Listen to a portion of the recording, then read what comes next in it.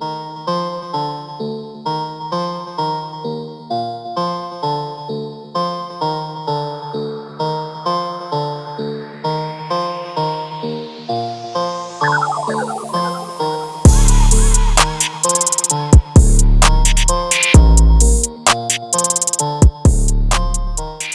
right, so I keep getting asked why I prime my truck in this mustard brown looking color.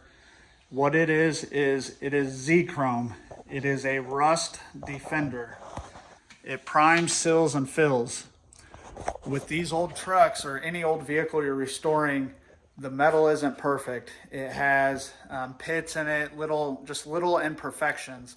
What this will do is it will fill those little imperfections, and it also prevents rust. It's very pricey, but it's well worth the extra step when you're restoring any vehicle. The first thing you do, obviously, you spray it, and then you're going to block it down like this. After you get it all blocked down, it's perfect.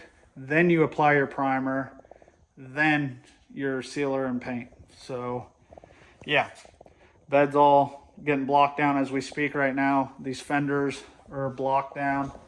Got to do that cowl right there and these two doors. But yeah, that is why I have this god-awful shit brown primer on my truck. So if you're restoring any vehicle, I highly recommend looking into it. It's called Z-Chrome. It is not cheap. I think a gallon of this is like 270 bucks, but take the extra step, invest in your vehicle. If you're gonna go this far, you might as well do it right. So that is why my truck looks like diarrhea. Now you know.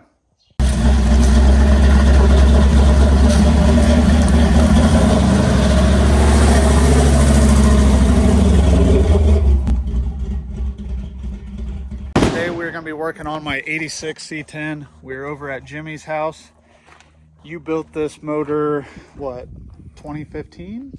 I think it's what it was. 2015, 2016? Yep.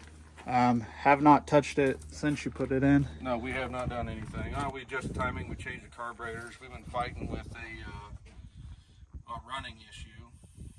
It wants to diesel sometimes, but we got the new toy today to maybe cure that. Yep. So today we are going to do we're going to do the distributor. We got a nice new distributor for it, and then eventually we are going to go back through, dress it up, clean it up, do a few little changes. When Jimmy built this motor, I was on a budget, so there's a few things we're going to go back through, adjust.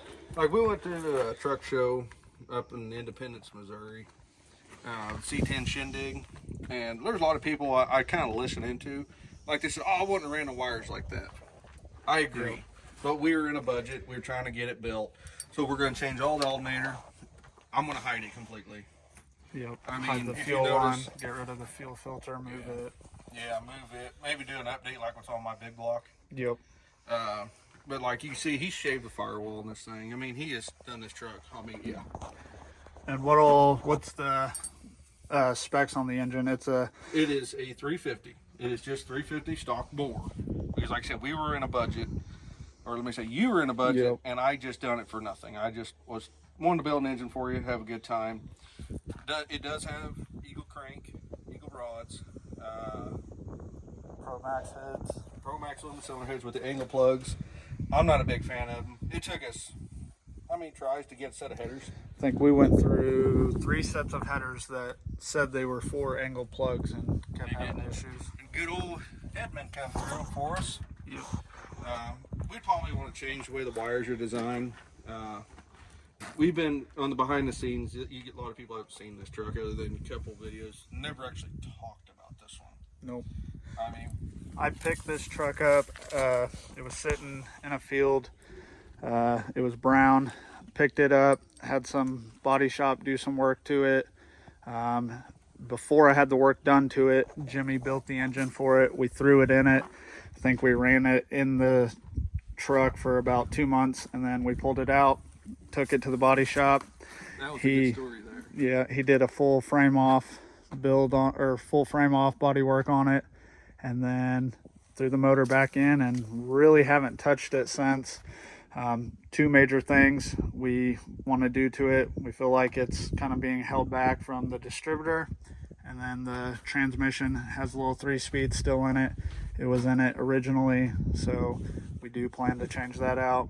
But for today, we're going to do the distributor, and I have some valve covers. There's a couple leaks in it. Yeah, got some new valve covers too. So you want to show them the distributor we got? You mean? I got. All right. That guy.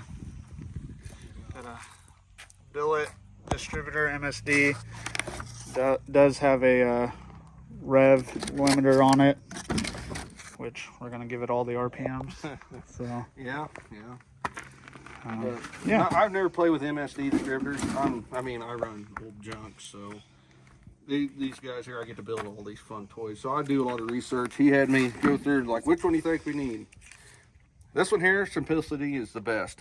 I mean, we don't have to run another controller in it, which it is designed, but we can. So we'll do that in time, maybe. But we're going to see how well we can get her timed and running today. He has to drive this thing home. Yep. And then also got some valve covers. Been meaning to put these on for a while. Voila. Nice. So yeah, originally when I built this truck, chrome, I thought chrome was cool. Ends up being a pain in the butt, and I'm not a fan of cleaning chrome, so eventually I'm going to start changing out some of the chrome with black accents, breather, all that. Well, your other engine we're building right now, that's what we're doing to it. Yep. So eventually we're going to slowly start cleaning up this engine bay, dressing it up a little bit more, changing a few things. But today we're going to focus on the distributor. So I'm going to put you guys on a time lapse. We're going to get this one pulled out, and then we'll get that new one slapped in and go from there.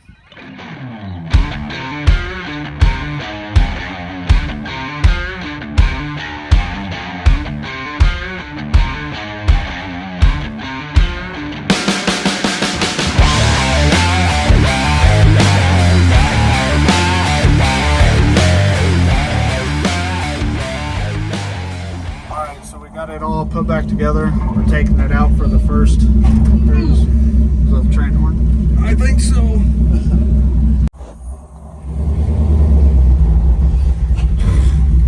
Granny Tifa.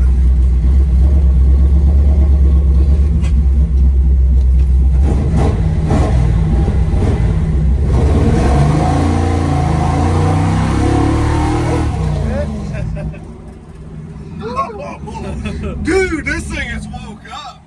She's alive. Holy moly, it's never in that good. Now we did adjust to the distributor. We got it, the timing advanced to about 20, the mechanical about 27, wasn't it? Or 20, something like that? 28, I think. Be careful right here, you'll bottom out. I'm gonna go this way. Yeah, got the angle quite a bit. It'll catch on that. Yeah, so we got the advanced set to 28.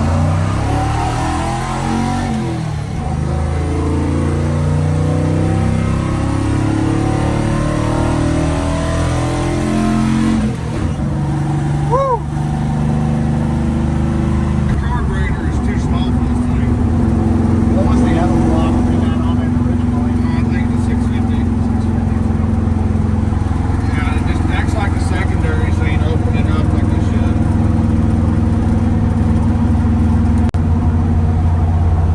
It's never ran like this, or at least for a while. Something else is not helping is this transmission. This thing is too high in gear for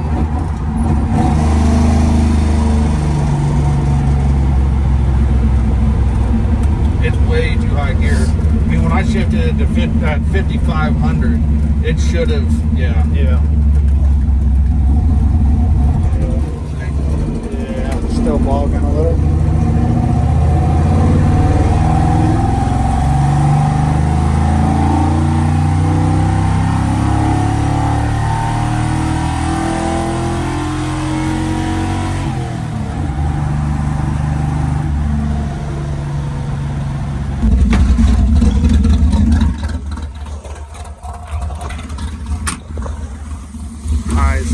the vacuum advance off and see how it runs.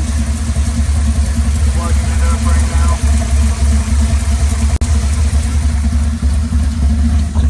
Alright, we're going to see how it runs without the vacuum advance hooked up. I don't blow this transmission up today. Stay on my side. Remember getting into it sideways, what happened last time? I'm gonna wait till I get out to do it. Last time we almost done a donut out in the middle of the highway.